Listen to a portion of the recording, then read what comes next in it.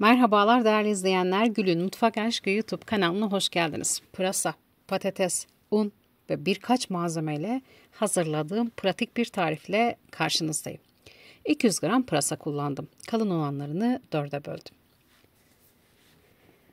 Çayın yanında efsane gidecek güzel bir çörek tarifi sunacağım bugün sizlere. Yapımı pratik, yemesi lezzetli, dakikalarca yoğurma derdi olmayan bir çörek.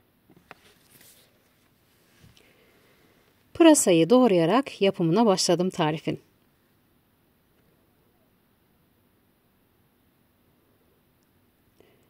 İnce bir şekilde pırasayı doğrayıp hazırlıyorum. Bugün sizlere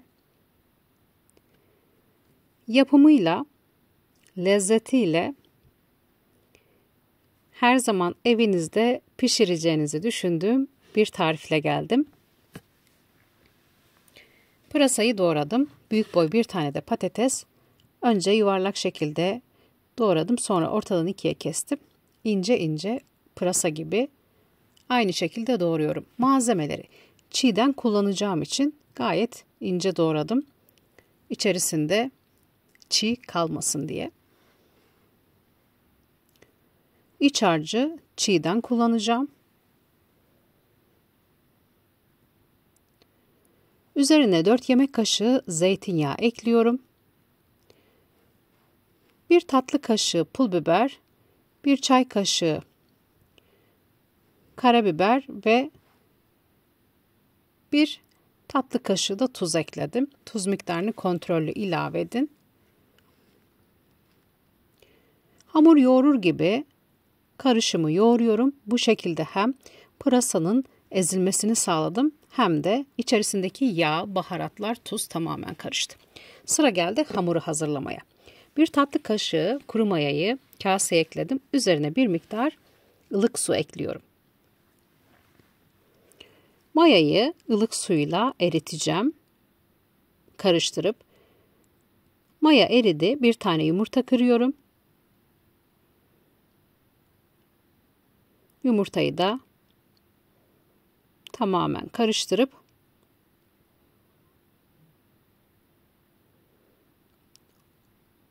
un ekledim kabın içerisine. Bugün sizlerle paylaşmış olduğum çörek tarifi özellikle hamur kısmı gayet yapımı pratik. Yoğurmadan bir krep hamuru, akışkan bir hamur elde edeceğim.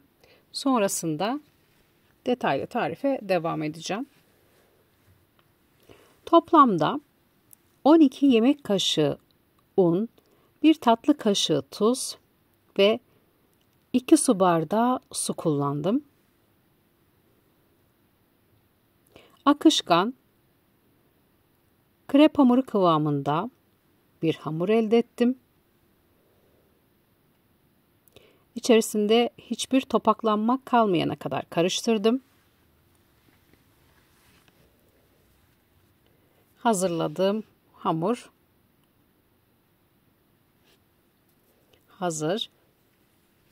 Tava içerisini iyice her tarafına gelecek şekilde yağlıyorum ve akışkan, yumuşak hamuru bir miktar tavaya döküyorum.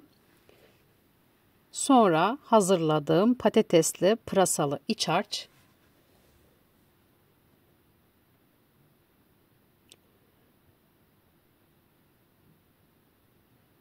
kullanmış olduğum hamur kalın bir hamur olmayacak.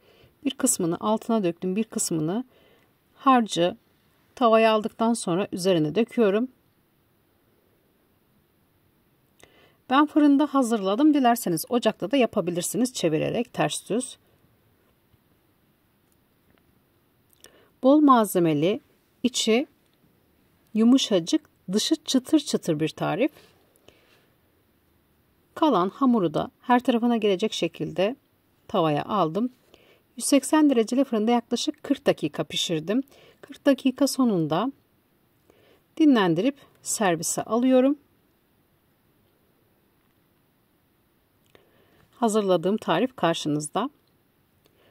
Az önce de söylediğim gibi dışı çıtır çıtır, içindeki patates ve pırasa yumuşacık, tamamen ağızda dağılan, görüyorsunuz, bol malzemeli. Dış kısmı incecik. İçindeki gördüğünüz o yeşil olan kısım tamamen iç harç.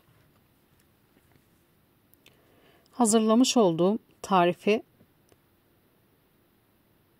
dilim dilim sizlere iç kısmını da göstererek bugün paylaştım. Umuyorum ki sıkılmadan izleyip tarifi beğenmişsinizdir. Şimdiden hazırlamak isteyenlere afiyet olsun. Kanalıma abone olmayı, beğeni, yorum yapmayı unutmayın lütfen. Değerli yorumlarınızı videonun altına bekliyorum. Sizlerin görüşleri benim için çok önemli. Tarifin malzemelerini ne miktarda kullandığımı açıklama kısmında belirteceğim. Birbirinden pratik tariflerle kanalımda her gün sizlerle buluşuyorum. Başka lezzetlerde tekrar buluşmak üzere.